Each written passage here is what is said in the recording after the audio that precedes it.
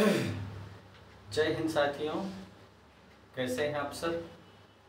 मैं स्वागत करता हूं आपका बायोलॉजी की एक नई क्लास में और उम्मीद है आपकी पढ़ाई बेहतर होगी और परीक्षाओं को देखते हुए आप जो है पूरी तरह समर्पित होंगे। दोस्तों, बायोलॉजी की इस क्लास में हम उसी टॉपिक को कंटिन्यू करेंगे जिसको हम पिछली क्लास में देख रहे थे और वो था दोस्तों रेस्पिरेशन या श्वसन तंत्र।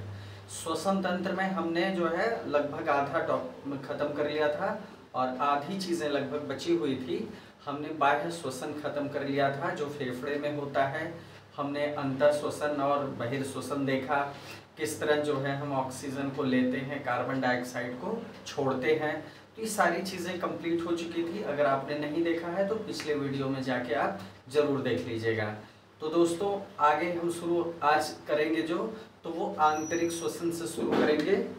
श्वसन में हम आज क्या पढ़ेंगे दोस्तों? आंतरिक श्वसन, रेस्पिरेशन टॉपिक में आज जो खत्म करना है हमको वो क्या है? आंतरिक श्वसन। तीसरा जो था क्या था दोस्तों? आंतरिक श्वसन। आंतरिक श्वसन मतलब हो गया इंटरनल रेस्पिरेशन। इंटरनल रेस्पिरेशन, ठीक। इंटरनल रेस्पिरेशन में हमको क्या देखना है? हमने देखा दोस्तों इसके पहले जब बाह्य श्वसन देखा तो उसमें हमने देखा कि ऑक्सीजन जो है फेफड़े के अंदर आती है और यहीं जो है वो क्या करती है, रुधिर में विस्तृत होके कोशिकाओं तक पहुंचती है और इसी तरह कोशिकाओं से जो है कार्बन डाइऑक्साइड वापस फेफड़े में आती है और यहाँ से विस्तृत होके फेफड़े से बाहर निकल जाती है। ये हमने फुफ्फुस श्वसन या बाह्य श्वसन में देखा। गैसों का विनिमय भी देखा। वहां पर क्या होता था दोस्तों? गैसों का जो विनिमय होता था वो फेफड़े में होता था, वो वायुमंडल से फेफड़े के बीच होता था। यहाँ पर जो गैसीय जो है श्वसन है, यहाँ पर जो गैसों का आदान प्रदान आंतरिक श्वसन में है, ये किसके बीच है दोस्तों? ये पहली चीज तो शरीर के अंदर है, शरीर के अंदर है और किसके किसके बीच है? रुधिर और ऊतकों के बीच। रुधिर और ऊतकों के बीच। रुधिर और ऊतकों के बीच का मतलब ये हुआ कि जब रुधिर के माध्यम से ये कोशिकाओं या ऊतकों तक पहुंचता है, गैसी जो भी गैस है, ठीक है, ऑक्सीजन जैसे है पहुंचता है, तो वहां पर क्या होता है? इसका विनिमय होता है। अगर ऑक्सीजन रुधिर के माध्यम से ऊतक तक पहुंची है तो ऑक्सीजन जो है कोशिका या ऊतक में विस्तृत हो जाएगी और वहां से जो है फिर कार्बन डाइऑक्साइड विस्तृत होके रुधिर या रुधिर प्लाज्मा में मिलके फेफड़े तक आ जाएगी। मतलब विनिमय दोनों का होगा, कार्बन डाइऑक्साइड का भी होगा और ऑक्सीजन का भी होगा। अब इसका मतलब ये हुआ कि ये जो विनिमय है ये रुधिर और ऊतकों के बीच हो रहा है। जैसे मान लीजिए ये रुधिर नलिकाएं हैं, इन रुधिर नलिकाओं से ये पतली पतली नलिकाएं हैं, केशिकाएं हैं। मान लीजिए ये कोशिका है, मान लीजिए ये क्या है? कोशिका है और कोशिकाओं का समूह क्या हो गया? ये हो गया ऊतक, ये ऊतक हो गया। तो अब मान लीजिए यहां से दोस्तों O2 आ रही है। क्या आ रही है? O2 आ रही है, रुधिर के माध्यम से यहां पहुंचती है। तो ये इन नसों से, जो पतली पतली केशिकाएं होती हैं, ये इन नसों से विस्तृत होकर इन कोशिकाओं में चली जाती है। क्लियर हुआ? और इन कोशिकाओं या इस कोशिकाओं के समूह ऊतकों से क्या होता है? Carbon dioxide. कार्बन डाइऑक्साइड क्या होती है? रुधिर नलिकाओं में चली जाती है, रुधिर प्लाज्मा में और हीमोग्लोबिन में घुल के ये फिर से वापस कहाँ चली जाती है? फेफड़े में। CO2 कहाँ चली जाती है? फेफड़े में। मतलब ऑक्सीजन आती है, यहाँ इसका विनिमय होता है और यहाँ पर CO2 का विनिमय होता है, वापस चली जाती है। ये पूरा विनिमय किसके बीच होता है? रुधिर और ऊतकों के बीच। और क्या होता है? शरीर के अंदर। अब चूंकि ये कोशिका के अंदर होता है, ये कहाँ होता है? कोशिका के अंदर, इसलिए इस श्वसन को कोशिकीय श्वसन भी कहते हैं। इसको क्या कहते हैं? कोशिकीय श्वसन। इस श्वसन को हम क्या कहते हैं? कोशिकीय श्वसन भी कहते हैं। तो ये आंतरिक श्वसन आपको क्लियर हो गया दोस्तों। और इस तरह हमने जो है अनाक्षी श्वसन कंप्लीट कर लिया, जिसमें बिना ऑक्सीजन के श्वसन होता है। ठीक है, बिना ऑक्सीजन के श्वसन होता है वो हमने देखा। हमने आंतरिक श्वसन देखा। अब जो हम पढ़ेंगे दोस्तों, ऑक्सी श्वसन पढ़ेंगे। अब हम क्या पढ़ेंगे? ऑक्सी श्वसन। हमने क्या पढ़ा दोस्तों? आंतरिक श्वसन पढ़ लिया। अब आंतरिक श्वसन में हम अनाक्षी श्वसन पढ़ेंगे। अनाक्षी श्वसन नहीं हुआ है अभी। ठीक है, हम पढ़ेंगे दोस्तों अनाक्षी श्वसन। अनाक्षी श्वसन में क्या होता है? बिना ऑक्सीजन के श्वसन होता है। ठीक है, क्या होता है? बिना ऑक्सीजन के श्वसन होता है। तो ये हम लोग पढ़ चुके हैं। अब हम देखेंगे दोस्तों क्या पढ़ेंगे? ऑक्सी श्वसन को हमें पढ़ना है। ठीक है, अगला जो टॉपिक होगा वो क्या होगा? ऑक्सी श्वसन। क्या देखेंगे दोस्तों हम? ऑक्सी श्वसन, जिसको हम क्या कहते हैं? Aerobic respiration. Aerobic respiration. आंतरिक श्वसन हमने देखा था। वो आंतरिक श्वसन में हमने अनाक्षी श्वसन पढ़ लिया था पिछले टॉपिक में। ठीक है, पिछले वीडियो में कंप्लीट हो गया था। तो चलिए अब आंतरिक श्वसन में हम दूसरा देखेंगे, ऑक्सी श्वसन, जिसमें ऑक्सीजन की उपस्थिति से श्वसन होता है। अब इसमें क्या होता है दोस्तों? ये जो कोशिकीय श्वसन है, देखिए अनाक्षी श्वसन भी कोशिकीय होता है क्योंकि वो कोशिका में संपन्न होता है। ऑक्सी श्वसन भी कोशिकीय होता है, लेकिन यह चरण क्या होता है? माइटोकॉन्ड्रिया में संपन्न होता है। तो ये किस में संपन्न होता है? कोशिकीय श्वसन का यह चरण जो होता है, यह चरण कहाँ संपन्न होता है? माइटोकॉन्ड्रिया में। माइटोकॉन्ड्रिया में, क्लियर हुआ? माइटोकॉन्ड्रिया में संपन्न होता है। अब यहाँ पर क्या होता है दोस्तों? विभिन्न रासायनिक क्रियाएं होती हैं और इसके बाद क्या होता है? आपने देखा था पायरुविक अम्ल बनता था अनाक्षी श्वसन में। तो विभिन्न रासायनिक क्रियाओं के फलस्वरूप क्या होता है? फलस्वरूप क्या होता है दोस्तों? पायरुविक अम्ल का क्या होता है? पूर्ण ऑक्सीकरण हो जाता है। अब देखिए ऑक्सीजन इसको मिली। आप यहाँ देखिए दोस्तों, ऑक्सी श्वसन का मतलब है ऑक्सीजन की उपस्थिति। अनाक्षी श्वसन से जो पायरुविक अम्ल बना है, जिसके बंधनों में ऊर्जा जो है बंधी हुई है, पायरुविक अम्ल में ऊर्जा बंधी हुई है, पूरी तरह से ग्लूकोज का ऑक्सीकरण नहीं हो पाया है, तो ऑक्सीजन की कमी थी वहां पर। अगर ऑक्सीजन मिल जाती है तब क्या होगा? पूर्ण ऑक्सीकरण हो जाएगा। क्या हो जाएगा? पूर्ण ऑक्सीकरण। पूर्ण ऑक्सीकरण मतलब पूर्ण विखंडन कंप्लीट हो जाएगा और अंत में क्या बनेगा? CO2 बनेगा और जल बनेगा। मतलब जब पूर्ण ऑक्सीकरण होगा तो क्या होगा? ढेर सारी ऊर्जा निकलेगी, ढेर सारी रासायनिक ऊर्जा निकलेगी, जल निकलेगा और CO2 निकलेगी। ये जो है ऊर्जा यहाँ अधिक मात्रा में निकलती है किसकी तुलना में? अनाक्षी श्वसन के। और यहाँ क्या होगा? सह उत्पाद के रूप में जल निकलेगा और CO2 निकलेगा। क्लियर हुआ? यही पायरुविक अम्ल जिसका पूरी तरह से ऑक्सीकरण अनाक्षी श्वसन में नहीं हो पाया था, जहां पर ऑक्सीजन की कमी थी, यहाँ पर ये पूरी तरह से विखंडित हो जाता है या ऑक्सीकृत हो जाता है। ये बात आपको समझ में आई होगी। चलिए अब देखिए, ये जब ऊर्जा निकलती है तो फिर ये संचित भी हो जाती है ATP अणुओं के रूप में। ATP अणुओं के रूप में, ATP अणुओं के रूप में क्या होती है? वो ऊर्जा संचित हो जाती है। चलिए ये क्लियर हो गया। अब दोस्तों देखिए, यहाँ पर ये जानने की बात है, असल में जो अक्षीय श्वसन है वो यही है। इसमें क्या होता है, ऊर्जा काफी मात्रा में बनती है। तो चलिए ये बात आपको समझ में आ गई। दोस्तों एक चीज याद रखिएगा, जब इस प्रक्रिया के तहत या पूर्ण अक्षीकरण के बाद ऊर्जा बनती है तो इसमें बहुत सारी ऊर्जा ऐसी होती है जो नष्ट हो जाती है। बहुत सारी ऊर्जा क्या होती है दोस्तों, नष्ट हो जाती है। मतलब आप ये समझ लीजिए कि कुल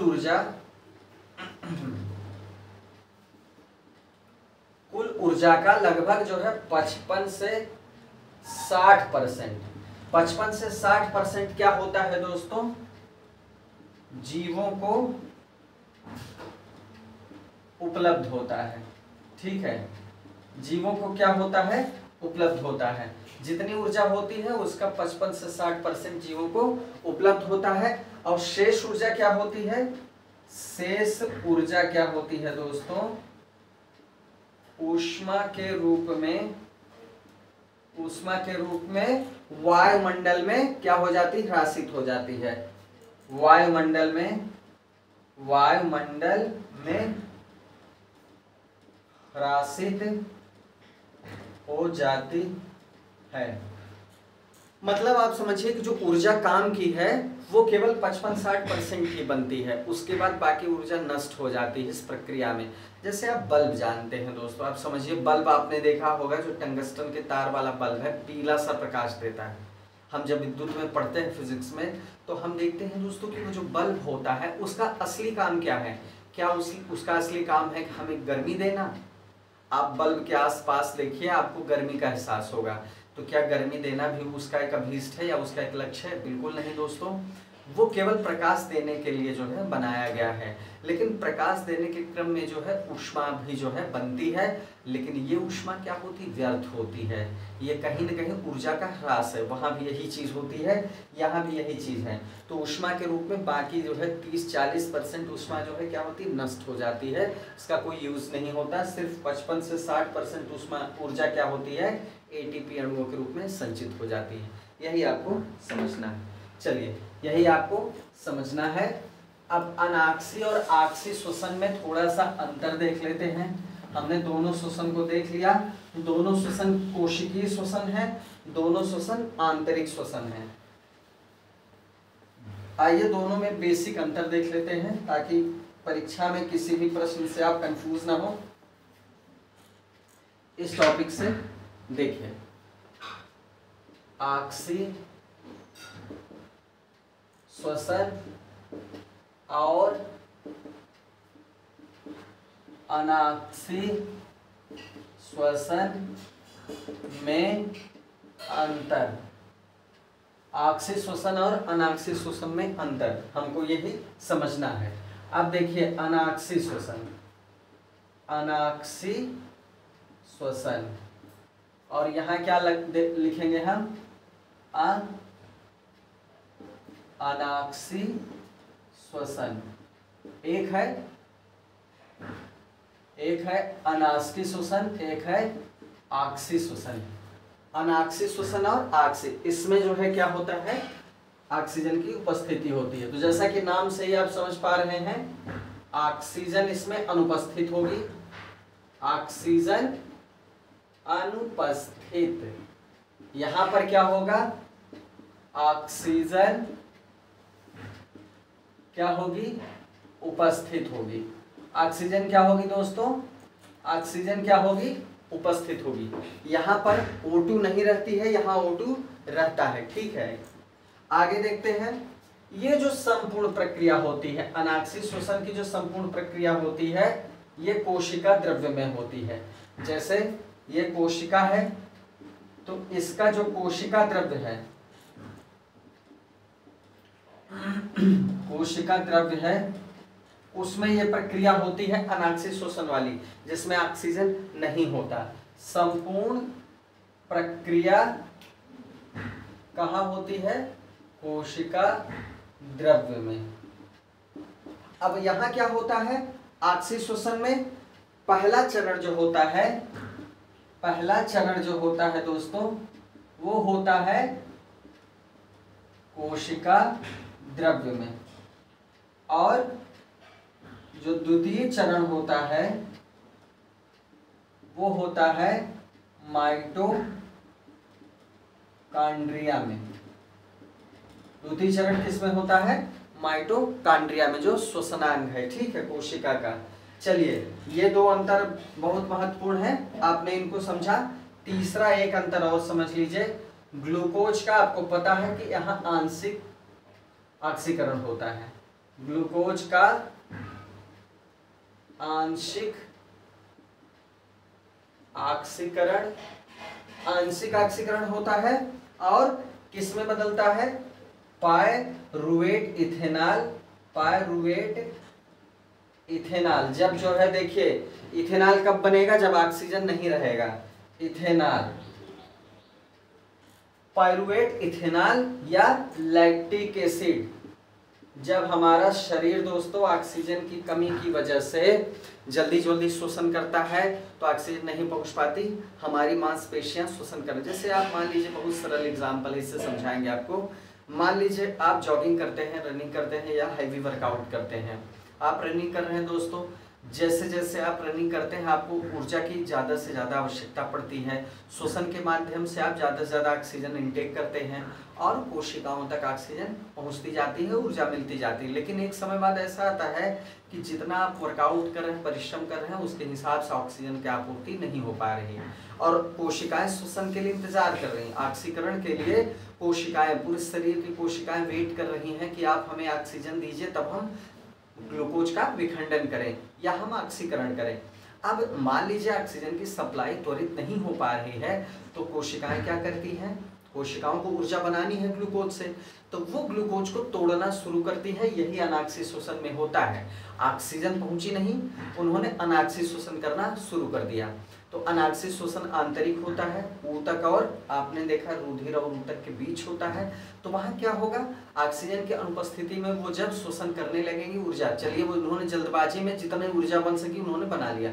भले ग्लूकोज का आंशिक जो है विखंडन हुआ, लेकिन ऊर्जा तो मिली, कुछ तो ऊर्जा मिली, उनका काम चला। अब इस तरह जो है वो अपना काम चलाने के लिए ऊर्जा का निर्माण करने लगती है। फिर होता क्या है इससे दोस्तों? होता यह है कि पूरी तरह से विखंडन नहीं हो पाता ग्लूकोज का, और बनता क्या है? बाय प्रोडक्ट क्या बनता है? पायरुवेट अम्ल। जैसे यहाँ पर क्या होता है? ऑक्सीजन श्वसन में जल बन जाता है, ऊर्जा निकलती है, जल बन जाता है, CO2 बन जाती है, जो कि निकल जाती है फिर फेफड़े से, रुधिर में मिलकर फेफड़े से बाहर निकल जाती है। लेकिन यहाँ क्या बन जाता है? लैक्टिक अम्ल बन जाता है, इथेनॉल बन जाता है पादपों में। ये बन जाता है पादपों में,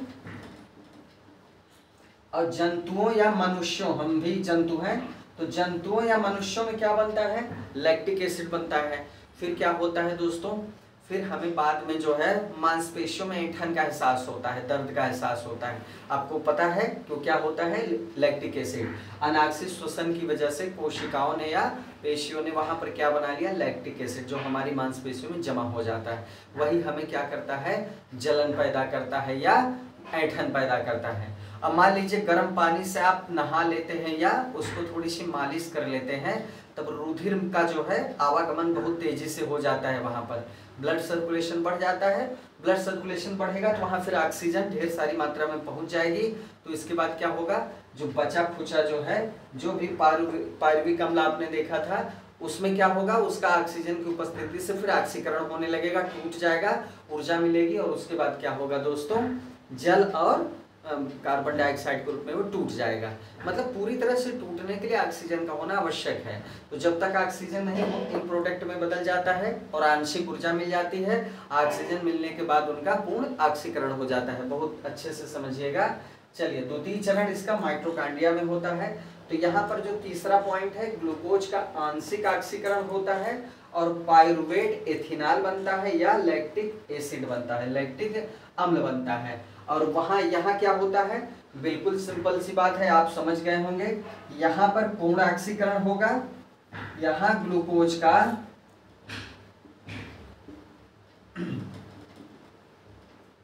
पूर्ण ऑक्सीकरण होगा और क्या बनेगी? ऊर्जा बनेगी, प्लस जल बनेगा, प्लस CO2 बनेगा। क्लियर हुआ?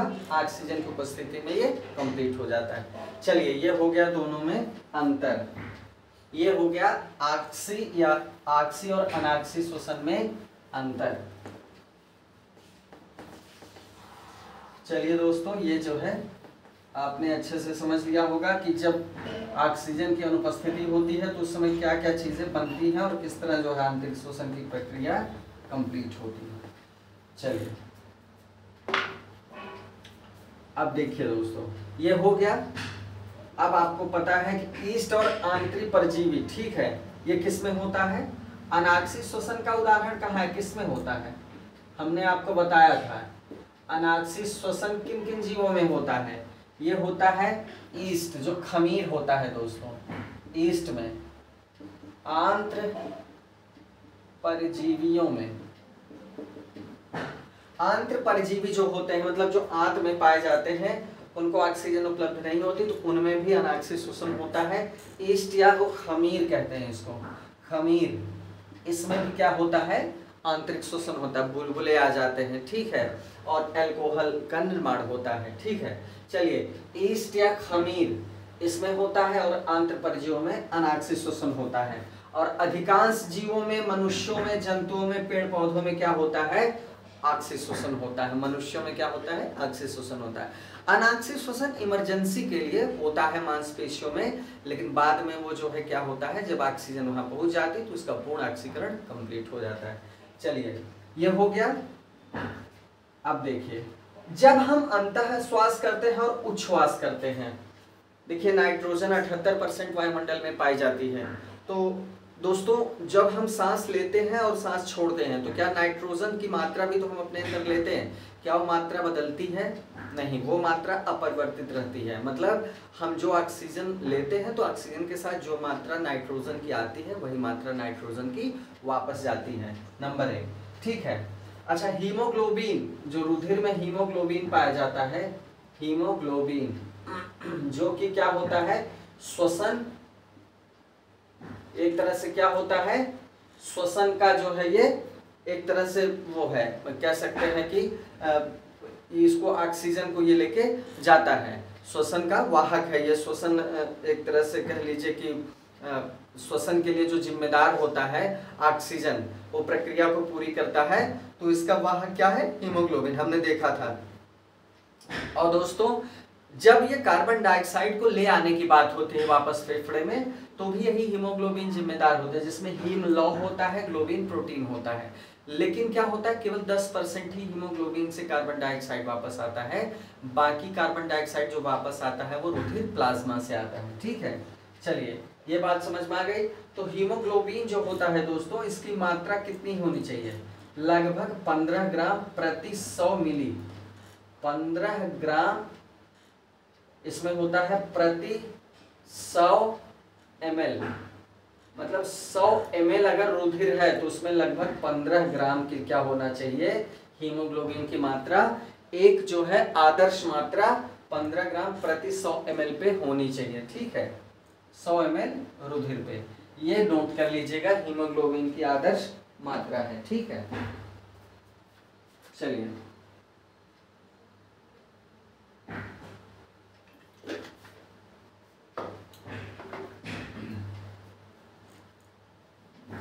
आइए दोस्तों आगे बढ़े।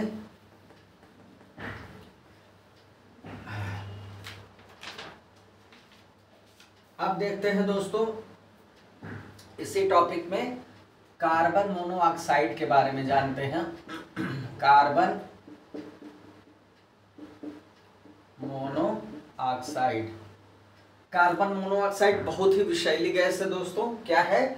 बहुत ही विषैली गैस है, ठीक है। ये क्या करती है, जब कार्बन मोनोऑक्साइड के संपर्क में आप आते हैं तो हीमोग्लोबिन जो होता है, हीमोग्लोबिन जिस तरह ऑक्सीजन को संयुक्त करता है उससे लगभग 250 गुना तेज ये ऑक्सीजन को अपने साथ संयुक्त कर लेती है। मतलब ऑक्सीजन को संयुक्त करने की क्षमता इसकी हीमोग्लोबिन से 250 गुना ज्यादा है। कितना है? 250 गुना ज्यादा। तो ये क्या करती है, रक्त के हीमोग्लोबिन से जुड़ के क्या बनाती है, रक्त के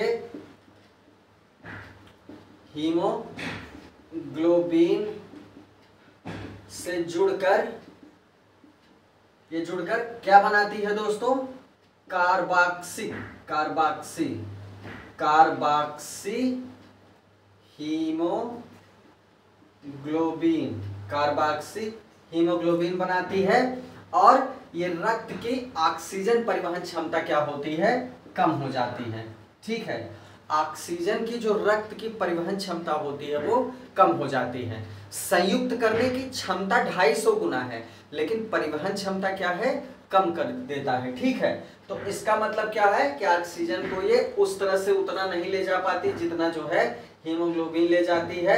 इसकी वजह से क्या होता है, कोशिकाओं में ऑक्सीजन की आपूर्ति बाधित हो जाती है, दम फूलने लगता है, वो ऑक्सीजन की कमी से कोशिकाएं मरने लगती है। उसके बाद क्या होगा आपको पता है, मृत्यु निश्चित है। ठीक है, फिर क्या होता है, मृत्यु निश्चित है। फिर क्या होता है, O2 की सांद्रता रक्त में कम होने लगेगी और श्वास की गति बढ़ने लगेगी, सांस फूलने लगेगी, ज्यादा से ज्यादा ऑक्सीजन लेने की कोशिश करेंगे, लेकिन ऑक्सीजन की जो संयुक्त क्षमता है वो तो ज्यादा है, लेकिन परिवहन क्षमता कम होने की वजह से क्या होता है, इंसान मर जाता है। अच्छा, एक बीमारी है दोस्तों हाइपोक्सिया। हाइपोक्सिया क्या है, ये क्या है दोस्तों, जब आप पहाड़ों पे जाते हैं तो आपकी सांस फूलने लगती है। पहाड़ों पर जाने से सांस का फूलना, पहाड़ों पर जाने से सांस का फूलना और श्वास दर का बढ़ना, श्वास दर का बढ़ना, ये क्या है दोस्तों, इसको कहते हैं हाइपोक्सिया। देखिए, आपको पता है जब वायुदाब आप पढ़ते हैं तो आपको पता है कि जैसे जैसे आप ऊंचाई पे जाते हैं वायुदाब में कमी होती चली जाती है।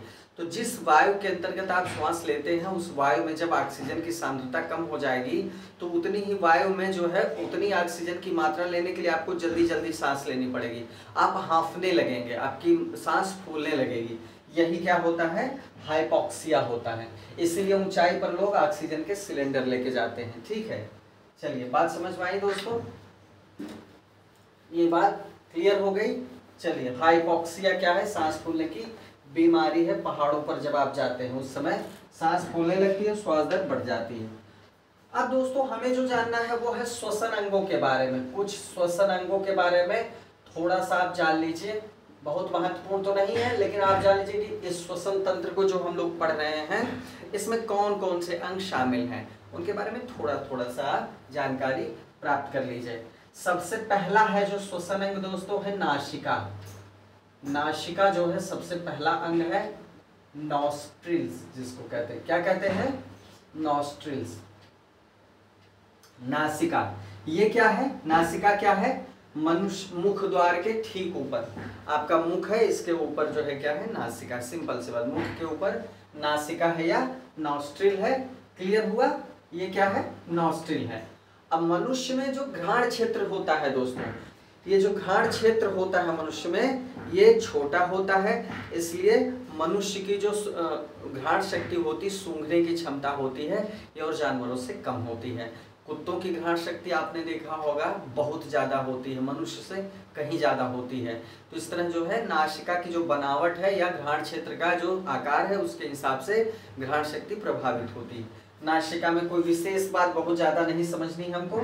दूसरी चीज़ जो समझनी है स्वर यंत्र है। इसके बाद स्वर यंत्र, स्वर यंत्र को क्या कहेंगे, लैरिंग्स कहेंगे, लैरिंग्स। लैरिंग्स मतलब होता है स्वर यंत्र। ठीक है, कंठ, ये जो आप नीचे देखते हैं दोस्तों कंठ या स्वर यंत्र, ये आपको दिख रहा होगा। ठीक है, तो इसको कहते हैं हम स्वर यंत्र। ये क्या करता है, ग्रसनी को श्वास नली से जोड़ता है। ये क्या करता है दोस्तों, ये नीचे जो है श्वास नली आपको दिख रही होगी और उसके पीछे क्या होगी, ग्रसनी होगी, ये दोनों को जोड़ता है। ये क्या है, लिरिंग्स। ठीक है, अब देखिए ये क्या कहलाता है, कंठ कहलाता है। क्या कहलाता है, कंठ कहलाता है। इसका मुख्य काम क्या है, ध्वनि का उत्पादन करना, ध्वनि का उत्पादन करना इसका मुख्य काम है। ये किसमें सहायक होता है, मान लीजिए खांसी आ गई तो खांसने में, निगलने में, कोई चीज निगलनी है, ठीक है, उसमें श्वसन द्वार की सुरक्षा करने में, सुरक्षा करने में, इन सब में क्या होता है, इस कंठ का या स्वर यंत्र का उपयोग होता है। अब इसके प्रवेश द्वार पर, जैसे ही इसका प्रवेश द्वार होता है दोस्तों, इसके प्रवेश द्वार पर एक पतली पट्टी जैसी संरचना पाई जाती है। क्या पाई जाती है? प्रवेश द्वार पर पतली पट्टी जैसी संरचना। इसका जो प्रवेश द्वार होता है स्वर यंत्र या कंठ का, इसके प्रवेश द्वार पे पतली पट्टी जैसी रचना पाई जाती है, जिसको क्या कहते हैं? एपिग्लॉटिस। ये क्या कहलाता है? एपिग्लॉटिस। जब कुछ निगलना होता है, जैसे मान लीजिए निगलना कुछ है, तब क्या होगा, श्वास नली को ये एपिग्लॉटिस बंद कर, मतलब देखिए दोनों रास्ते एक हैं दोस्तों, स्वर यंत्र से दोनों अलग होते हैं। अब आप समझिए कि अगर मान लीजिए आप कुछ खाते हैं, वो श्वास नली में चला जाएगा तो बड़ी दुर्घटना हो जाएगी, वो फेफड़े में जा सकता है। एपिग्लॉटिस का यही काम है कि ये क्या करता है, ये निगल द्वार को क्या करता है, खोल देता है और श्वास नली को बंद कर देता है। ये क्या करता है, द्वार को, किसके द्वार को? श्वास नली। श्वास नली के द्वार को क्या करता है दोस्तों? बंद कर देता है। जब हम कुछ खाते हैं तो ये क्या करता है एपिग्लॉटिस, श्वास नली के द्वार को बंद कर देता है, ताकि श्वास नली में उस समय वो चीजें न जाएं। ठीक है, इससे हम सुरक्षित रहते हैं। अब इसके बाद हमको क्या देखना है, स्वर यंत्र के बाद, स्वर यंत्र के बाद दोस्तों श्वास नली होती है,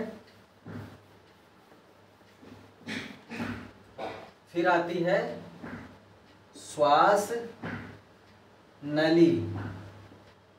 श्वास नली जिसको हम क्या कहते हैं, ट्रैकिया। ट्रैकिया। अब श्वास नली क्या है, स्वर यंत्र जो है होता है वो श्वास नली से, अब हमने आपको बताया कि ये एपिग्लॉटिस इसको बंद कर देता है, तो स्वर यंत्र के सीधे जो है बाद नीचे क्या होती है, श्वास नली होती है। स्वर यंत्र क्या होता है, श्वास नली से जुड़ा होता है, से जुड़ा होता है। स्वर यंत्र किससे जुड़ा होता है, श्वास नली से या ट्रैकिया से जुड़ा होता है। और ये पीछे की तरफ कहाँ खुलता है, पीछे की तरफ किसमें खुलता है, श्वास नली में। क्या ये स्वर यंत्र कहाँ खुलता है, पीछे की तरफ श्वास नली में खुलता है। क्लियर हुआ? चलिए ये बात समझ में आ गई। अब दोस्तों ये जो श्वास नली आती है, ये नीचे आके दो भागों में बंट जाती है, और इसके बाद आपको पता है फिर यहाँ फिर ये बाद में बंट जाती है, फिर ऐसे ऐसे करके जो है वायु कूपों में बंट जाती है, अनेक उसमें, लेकिन यहाँ पर ये दो भागों में बंट जाती है। श्वास नली क्या है, दो भागों में बंट जाती है, और छोटे छोटे वायुकोश एल्वियोलाई, ये छोटे छोटे वायुकोश होते हैं, एल्वियोलाई, या कह सकते हैं वायुकोश। यहां समझिए ये श्वास नली ऐसे आती है, फिर इधर क्या है, अनेक भागों में विभाजित हो जाती है, बहुत सारे भागों में ये विभाजित हो जाती है, और क्या रचना बनाती है, वायुकोश, छोटे छोटे वायुकोश की रचना बनाती है, जिसको हम एल्वियोलाई भी कहते हैं। एल्वियोलाई, एल्वियोलाई क्या होता है दोस्तों, एल्वियोलाई जो होता है, एल्वियोलाई क्या होता है, वायुकोश होता है। यहाँ पर लास्ट में जो है वायु पहुंचती है, ठीक है, ऑक्सीजन को लेके जो है, ऑक्सीजन को यहाँ से ग्रहण करती है रक्त कोशिकाएं, और इसके बाद और कार्बन डाइऑक्साइड को रक्त कोशिकाएं लेती हैं फेफड़े में बाहर निकालने के लिए। यहाँ पर आपको ये बात समझ में आ गई। अब फेफड़ा भी यही देख लीजिए, यह एक जोड़ी होता है दोस्तों, गुलाबी रंग का होता है। अब हम देख लेते हैं लंग्स को या फेफड़े को, फेफड़ा या लंग्स, ये क्या होता है, गुलाबी रंग का होता है, एक जोड़ी होता है, क्या होता है, स्पंजी होता है, स्पंजी होता है, एक जोड़ी होता है, गुलाबी रंग का होता है, दायां थोड़ा लंबा होता है, दाहिना फेफड़ा जो होता है दोस्तों वो क्या होता है, ये थोड़ा सा लंबा होगा और ये थोड़ा सा क्या होगा, छोटा होगा। दाहिना वाला क्या होगा, ये दाहिना होगा दोस्तों, ये बायां होगा, ठीक है। तो दाहिना वाला क्या होता है, थोड़ा सा लंबा होगा और बायां वाला क्या होगा, थोड़ा सा छोटा होगा। क्लियर हुआ? चलिए ये फेफड़ा भी हो गया। अब इसके नीचे जो होता है दोस्तों वो क्या होता है, डायाफ्राम। डायाफ्राम, इसको भी देख लीजिए। डायाफ्राम जो श्वसन अंग है ये क्या है, ये निचला फर्श एक पतली परत द्वारा बंद रहता है। मतलब जो वक्षीय गुहा है, ये जो पूरा वक्ष है ये एक पतली परत द्वारा क्या रहता है, पट्टी द्वारा बंद रहता है। नीचे डायफ्राम होता है। डायफ्राम क्या होता है, नीचे पतली पट्टी जैसा होता है और ये बंद रहता है। तो ये मतलब श्वसन अंग, इनके बारे में आपको पहले से ही थोड़ा बहुत पता है। फेफड़ा, नाक और जो है जो भी श्वास नली है ये हमने डिस्कस कर लिया दोस्तों। और श्वसन अंग में जो चीजें थी वो कंप्लीट हो गई। श्वसन तंत्र आज हमारा पूरी तरह से कंप्लीट हो गया और श्वसन तंत्र कंप्लीट होने के साथ ही महत्वपूर्ण टॉपिक खत्म हो गया। अब अगले वीडियो में हम दोस्तों एक नए तंत्र के बारे में पढ़ेंगे। मनुष्य के कुछ और तंत्र बचे हुए हैं, उनमें से एक और तंत्र के बारे में हम अगले वीडियो में देखेंगे। आज के लिए इतना ही दोस्तों, तो मिलते हैं अगले वीडियो में। जय हिंद।